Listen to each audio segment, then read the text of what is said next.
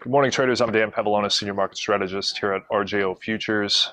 Here to talk about the currencies, the euro, the dollar. Saw a lot of volatility this week. So a lot of perplexing information coming into the inflation data over the last several weeks. And if we look at numbers like CPI, for instance, excluding energy, we see that inflation is close to 1.7%, which the Fed target rate is 2% inflation to raise rates. Minus energy prices, a lot of inflation data looks like it's growing. But when you include energy, it looks like it's almost deflationary. So on the surface, it looks like maybe the rates wouldn't go up. But if you look at the psychology behind what's going on, we've seen several instances where Fed officials are calling for rates to go up between June and September.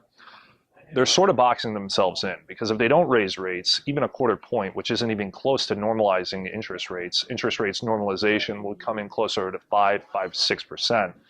So a quarter basis point is nothing, but it would shock the market to a point where it would maybe gravitate towards the realization that interest rates are going to start to begin to move higher and normalizing the market, which would attract more money to come over to the U.S., convertible into U.S. dollars, which created trade balance that's stronger than expected, which we saw today.